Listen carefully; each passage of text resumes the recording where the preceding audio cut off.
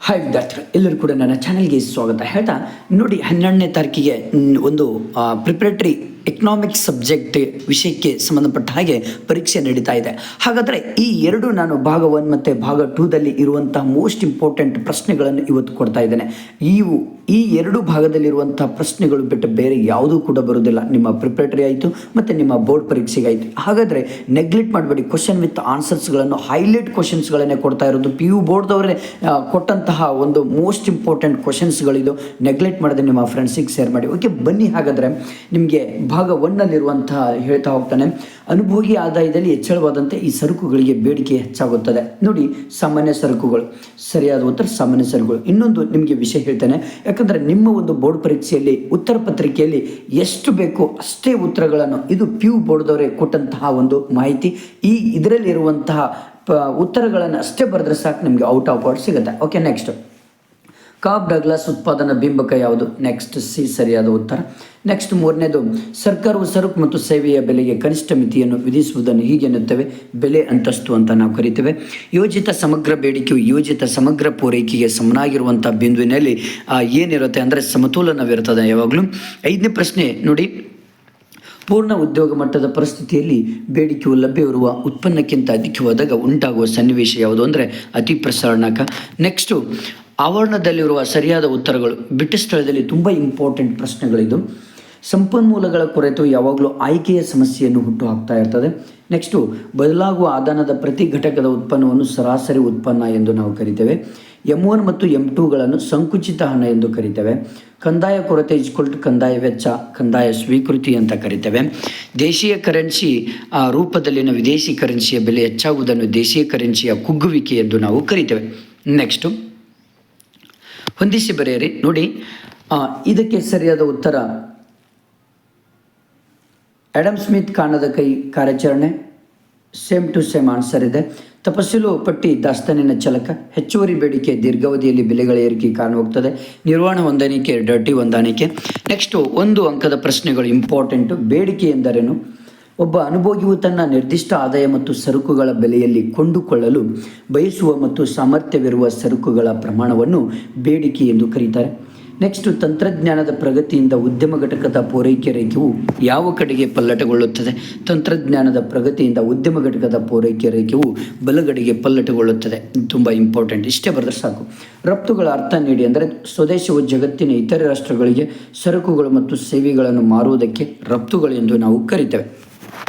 Next ಪ್ರಶ್ನೆ 15ನೇ ಪ್ರಶ್ನೆ, ವೈಯಕ್ತಿಕ ವೆಚ್ಚ ಮಾಡಬಹುದಾದ ಆದಾಯವನ್ನು ಹೇಗೆ ಪಡೆಯುತ್ತೇವೆ ಅಂದರೆ ವೈಯಕ್ತಿಕ ವರಮಾನದಲ್ಲಿ ವೈಯಕ್ತಿಕ ತೆರಿಗೆ ಪಾವತಿಗಳು ಮತ್ತು ತೆರಿಗೆಯೇತರ ಪಾವತಿಗಳನ್ನು ಕಳೆದರೆ ವೈಯಕ್ತಿಕ ವೆಚ್ಚ ಮಾಡಬಹುದಾದ ಆದಾಯವನ್ನು ನಾವು ಪಡಿತೇವೆ. ಓಕೆ, FRBMA ವಿಸ್ತರಿಸಿ ಅಂದರೆ ಕೋಶೀಯ ಜವಾಬ್ದಾರಿ ಮತ್ತು ಬಜೆಟ್ ನಿರ್ವಹಣೆ ಕಾಯ್ದೆ ಅಂತ ನಾವು ಹೇಳ್ತೇವೆ. ನೆಕ್ಸ್ಟ್ 4 ವಾಕ್ಯಗಳಲ್ಲಿ 2 ಅಂಕದ ಪ್ರಶ್ನೆಗಳು ಇಂಪಾರ್ಟೆಂಟ್. ಇದು ನೋಡಿ, ಮೂಲ ಆರ್ಥಿಕ ಚಟುವಟಿಕೆಗಳನ್ನು ಪಟ್ಟಿ ಮಾಡಿ ಅಂದರೆ ಅನುಭೋಗ, ಉತ್ಪಾದನೆ, ವಿತರಣೆ ಮತ್ತು ವಿನಿಮಯ. ಭಾಳ ಇಂಪಾರ್ಟೆಂಟ್. ಇಷ್ಟೇ ಬರೆದ್ರೆ ಸಾಕು.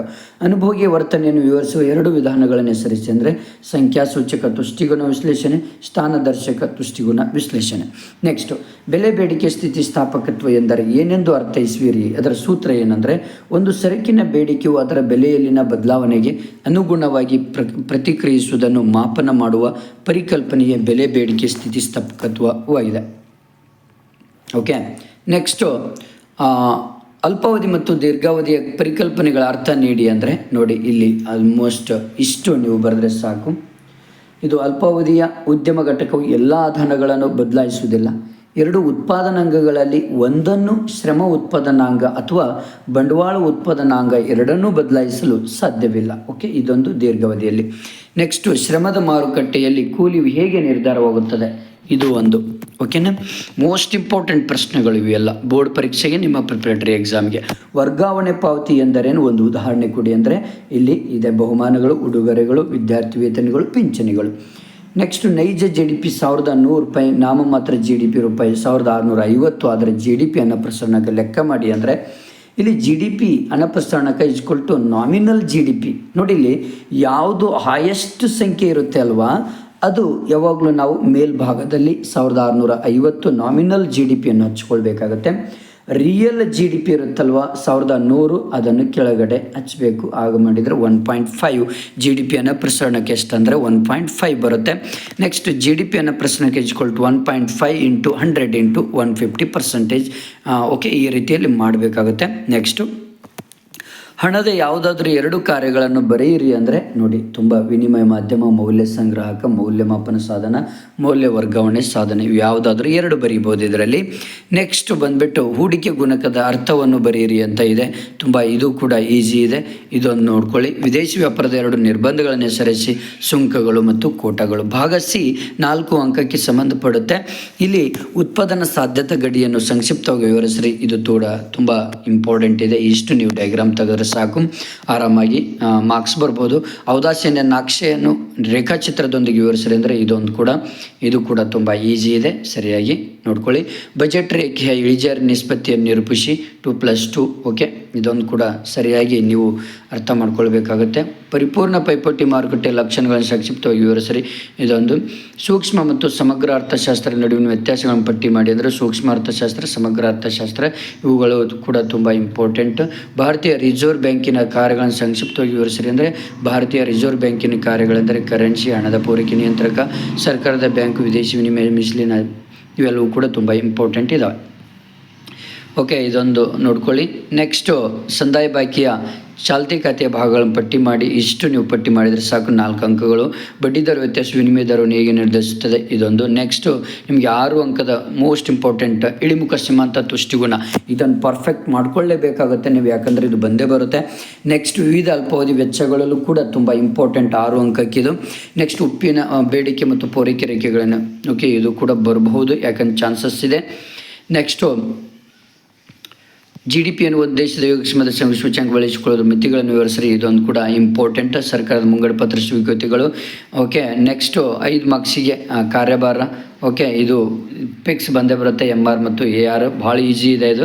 ನೆಕ್ಸ್ಟ್ ಕೊಟ್ಟಿದ್ದು ಕಾನಷ್ಟ ಮೌಲ್ಯಗಳನ್ನು ಕಂಡುಹಿಡಿ, ಗೋಧಿ ಹಿಟ್ಟು, ಬ್ರೆಡ್ ಮತ್ತು ಚಿಲ್ಲರೆ ಅಂಗಡಿ, ಇದು ಕೂಡ ತುಂಬ ಈಸಿ ಇದೆ, ತುಂಬ ಈಸಿ. ನೆಕ್ಸ್ಟು 2014 ಪರಿಣಾಮ ಕುರಿತು ಬರೆಯಿರಿ. ಓಕೆ, ಇಷ್ಟು ನಿಮಗೆ ತುಂಬ ಇಂಪಾರ್ಟೆಂಟ್ ಭಾಗ 1ನಲ್ಲಿ. ಭಾಗ 2ದಲ್ಲಿ ಕೂಡ ಇಂಪಾರ್ಟೆಂಟ್ ಪ್ರಶ್ನೆಗಳು, ಇವೆರಡು ಭಾಗ 1 ಮತ್ತು ಭಾಗ 2 ಇರುವಂತಹ ಪ್ರಶ್ನೆಗಳನ್ನು, ಕ್ವಶನ್ಸ್ಗಳನ್ನು ಕರೆಕ್ಟಾಗಿ ಪರ್ಫೆಕ್ಟ್ ಮಾಡಿಕೊಂಡ್ರೆ ಸಾಕು, ನೀವು ಆರಾಮಾಗಿ 65 ಮೇಲೆ ತೊಗೊಳ್ಬೋದು ಪ್ರಿಪ್ರೇಟರಿಯಲ್ಲಿ ಮತ್ತು ಬೋರ್ಡ್ ಎಕ್ಸಾಮಲ್ಲಿ. Okay, thank you friends. ನಿಮ್ಮ ಫ್ರೆಂಡ್ಸಿಗೆ ಶೇರ್ ಮಾಡಿ, ಹಾಗೆ ನನ್ನ ಚಾನಲನ್ನು ಎಲ್ಲರೂ ಕೂಡ ಶೇರ್ ಮಾಡಿ.